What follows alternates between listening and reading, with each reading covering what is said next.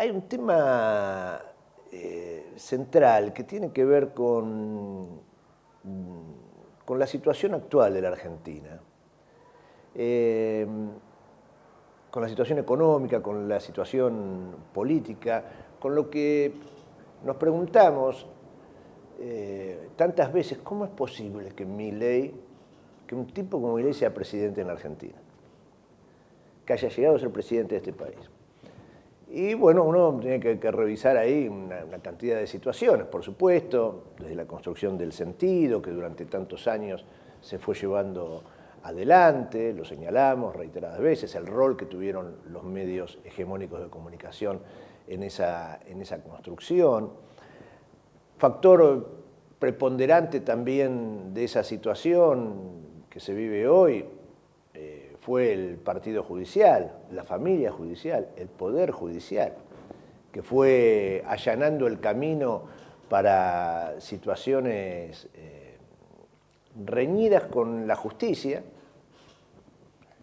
pero fundamentalmente reñidas con el concepto de la justicia social y con la defensa de los intereses de los sectores populares.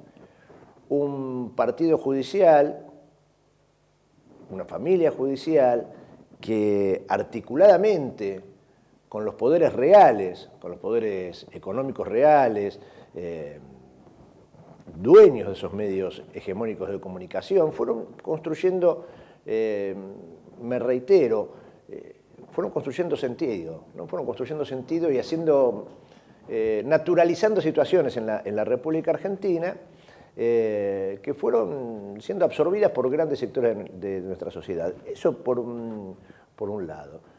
Por otro lado, otro ingrediente insoslayable, fundamental, también la imposibilidad, la incapacidad de los gobiernos nacionales y populares para quebrar en esa pulseada en momentos cruciales en determinados temas.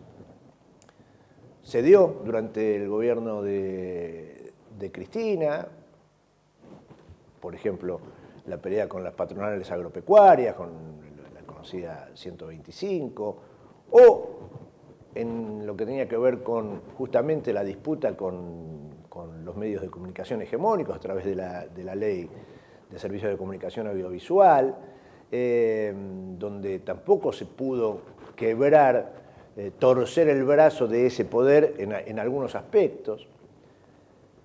Y se dio en el ámbito judicial también, donde no pudo plasmarse una renovación, una reforma estructural profunda en ese ámbito, en el ámbito judicial. Mucho más crudo fue luego, durante el gobierno de Alberto Fernández.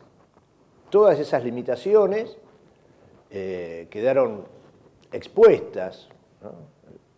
Y potenciadas, porque en muchos casos ni siquiera se intentó dar ese debate, dar esas peleas para intentar transformar situaciones estructurales en ese ámbito que es central, que es el ámbito de un poder judicial, de un partido judicial, de un sistema, de una familia judicial, cooptada y al servicio de los intereses de los sectores del privilegio.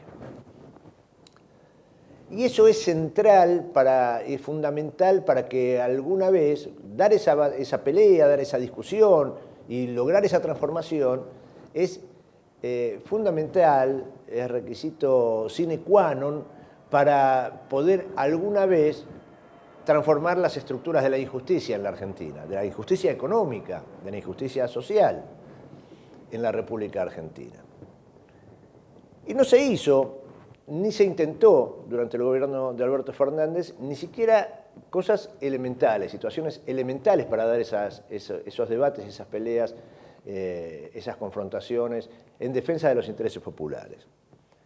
Y así, por ejemplo, se soportó durante 4 años de un gobierno electo con un mandato de defensa de los intereses populares que hubiese una dirigente popular como Milagros Sala, que se encontraba detenida desde los primeros días del gobierno de Mauricio Macri, quien con su cómplice Gerardo Morales fueron a perseguir a Milagros Sala, que era un emblema de un formato distinto de hacer las cosas en la política social y en la política, fueron, la persiguieron, la encarcelaron, le inventaron pruebas, le inventaron causas y la metieron en cana.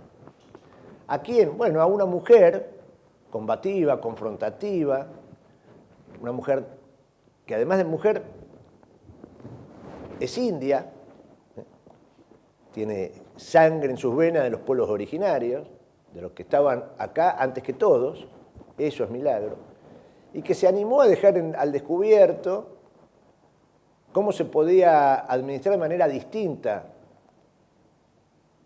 los recursos del Estado para construir y hacer cosas en beneficio de los sectores populares.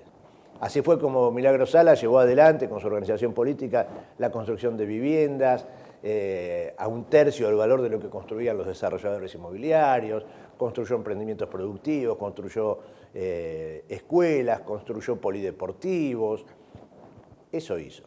Además de mantener la cuestión social, alimentaria y demás. Bueno, por todo eso era imperdonable porque dejó expuesta, aparte, la connivencia, la complicidad de la oligarquía jujeña compuesta tanto por radicales como por peronistas, en esa provincia profundamente aristocrática y oligárquica. Y Milagro Sala los expuso y no se lo perdonaron. No se lo perdonaron, entonces lo inventaron, que se choreaba esto, los bolsos, esto, bueno. Milagro Sala se comió en cana los 4 años de gobierno de Mauricio Macri. Y se comió en cara los 4 años de un gobierno electo para defender los intereses nacionales y populares. Y sigue en cana. Y ayer la Corte Suprema de Justicia de la Nación le confirmó una condena unificada de 15 años de prisión e inhabilitación absoluta. Ya lleva 3.399 días presa Milagro Sala. Rechazaron el recurso presentado por la defensa. Y digo esto y lo vinculo con la situación actual del país y con esta de decir, bueno, ¿cómo llegó Milei a ser presidente? Bueno, llegó por una suma de factores, una suma de factores. Pero entre otros de esos factores están los que enumeré y está el del disciplinamiento político, el intento de disciplinamiento político. Porque mientras Milagro Sala está presa, y le confirma la condena a 15 años de prisión, uno conoce los datos del endeudamiento de la Argentina, se entera, por ejemplo, que ayer el Banco Interamericano de Desarrollo aprobó el otorgamiento de un crédito de 500 millones de dólares para nuestro país, otro más para financiar el programa de apoyo a la estabilidad macroeconómica. Programa de apoyo a la estabilidad macroeconómica.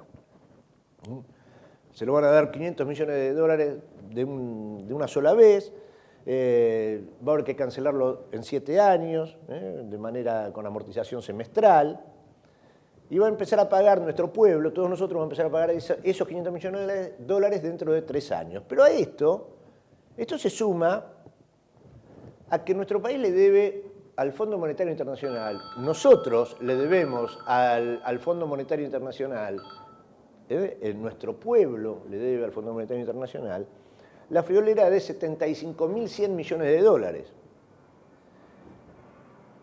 Eso está compuesto por los 54.600 millones de dólares que recibieron tanto Macri como Milei. Ahora, además de los préstamos del Banco Mundial, el macrismo endeudó al país casi en 100.000 millones de dólares y Milei ya lleva 20.000 millones de dólares. Argentina, nosotros, el pueblo, nuestra sociedad, nuestra generación, las que vienen después, va a tener que pagar de ese monto de 75.100 millones de dólares con el Fondo Monetario Internacional, que debemos al Fondo Monetario Internacional, 20.100 millones de dólares de intereses y de comisiones. Comisiones. ¿Quiénes se llevan esas comisiones? ¿Quiénes chorearon esa plata? ¿Quiénes evadieron? Bueno, con Macri lo hizo un tipo que se llamaba Luis Toto Caputo. Y con Milei lo hizo un tipo que se llama Luis Toto Caputo. Parecen ser la misma persona. Para eso no hay condena, para eso no hay denuncia, para eso no hay juicio, para eso no hay nada. Para la negra, india, Milagro Sala, 15 años le ratifica la Corte Suprema. Vaya esto como aprendizaje, aprendizaje marcado a fuego para las dirigencias de los sectores populares acerca de cuándo hay que hacer lo que hay que hacer, aprendiendo de las formas que tienen los sectores de la derecha más recalcitrante de la República Argentina, que se afanan todo, de verdad se afanan todo, nos sumergen en la pobreza, entregan la soberanía nacional y quedan impunes.